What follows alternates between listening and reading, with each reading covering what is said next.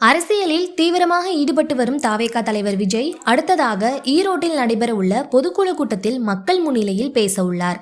கடந்த செப்டம்பர் 24ஆம் தேதி கரூர் பொதுக்குழு கூட்டத்தில் 41 பேர் உயிரிழந்த நிலையில் சிறிது நாட்களுக்கு மக்கள் சந்திப்பை தள்ளி வைத்திருந்தார். இந்நிலையில் சிறிது நாட்கள் இடைவெளிக்கு பின் காஞ்சிபுரம் மற்றும் புதுச்சேரியில் மக்கள் சந்திப்பை வெற்றிகரமாக நடத்தி அடுத்ததாக ஈரோட்டிலும் நடத்த உள்ளார். வருகிற டிசம்பர் 18ஆம் தேதி ஈரோட்டில் காலை 11 மணிக்கு பொதுக்குழு கூட்டம் நடைபெற உள்ளது. ஈரோடு கூட்டத்திற்கு முதலில் அனுமதி மறுக்கப்பட்ட நிலையில் தற்போது 5 நிபந்தனைகளுடன் காவல்துறை அனுமதி வழங்கியுள்ளது.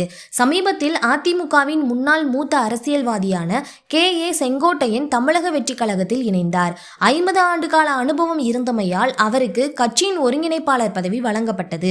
ஈரோடு அவரது சொந்த மாவட்டம் என்பதால் செங்கோட்டையன் தான் பேச்சுவார்த்தை நடத்தி பொதுக்குழு கூட்டத்திற்கு அனுமதி வாங்கி கொடுத்ததாக கூறப்படுகிறது. மேலும் செங்கோட்டையன் தாவேகாவில் இணைந்த பிறகு ஈரோட்டில் நடைபெறவிருக்கக்கூடிய முதல் பொதுக்குழு கூட்டம் இது என்பது குறிப்பிடத்தக்கது. ஈரோடு மாவட்டம் பெருந்துறையில் விஜயமங்கலம் டோல்கேட் பகுதிக்கு அருகாமையில் உள்ள சரளை என்ற இடத்தில் தாவேகா பொதுக்குழு கூட்டம் நடைபெற உள்ளது. இந்த இடம் இந்து சமய அறநிலைத்துறைக்கு சொந்தமான இடம் என்பது குறிப்பிடத்தக்கது.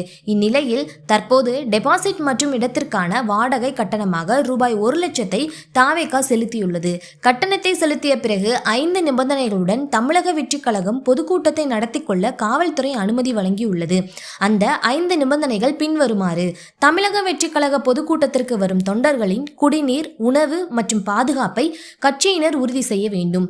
பொதுக்குழு கூட்டம் முடிந்த பிறகு அந்த இடத்தை தாவேகா தனது சொந்த செலவில் சுத்தம் செய்து தர வேண்டும். பொதுக்குழு கூட்டத்தில் ஒலிபெருக்கியை பயன்படுத்துவதற்கு முன்பு காவல்துறையிடம் முறையான அனுமதி பெற வேண்டும்.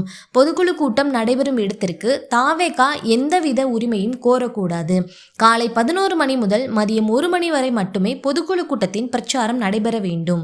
ஈரோடு பொதுக்குழு கூட்டத்தில் விஜய் 2 மணி நேரம் மட்டுமே பேச இருப்பதால் அதற்கேற்றவாறு தொண்டர்களின் பாதுகாப்பை உறுதி செய்ய வேண்டும் என கட்சியின் மேலிடம் உத்தரவிடப்பட்டுள்ளது. மேலும் ஈரோடு பொதுக்குழு கூட்டத்தில் வருகின்ற சட்டமன்ற தேர்தலுக்கான வேட்பாளர்களையும் விஜய் அறிமுகப்படுத்த போவதாக தகவல்கள் கூறுகின்றன.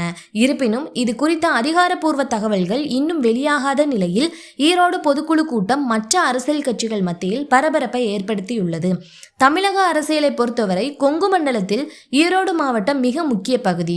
இந்நிலையில் செங்கோட்டையன் துணையோடு கொங்கு மண்டலத்தை தமிழக வெற்றி கழகத்தின் கோட்டையாக மாற்ற விஜய் வியூகம் வகுத்து வருகிறார். இந்நிலையில் ஈரோடு பொதுக்குழு கூட்டத்தில் விஜய் என்ன பேச போகிறார் என்பது முக்கியத்துவம் வாய்ந்ததாக கருதப்படுகிறது. மேலும் கட்சியை வலுப்படுத்த ஈரோடு கூட்டத்தில் விஜய் பல்வேறு நடவடிக்கைகளை எடுப்பார் எனவும் தெரிகிறது. ஓகே ஃப்ரெண்ட்ஸ், இந்த மாதிரி விஜய் பற்றின அப்டேட்ஸ் தெரிஞ்சுக்கிறணும் அப்படின்னா நம்ம சேனலை லைக் பண்ணிவிட்டு ஷேர் பண்ணுங்கள், சப்ஸ்கிரைப் பண்ணுங்கள். தேங்க்யூ.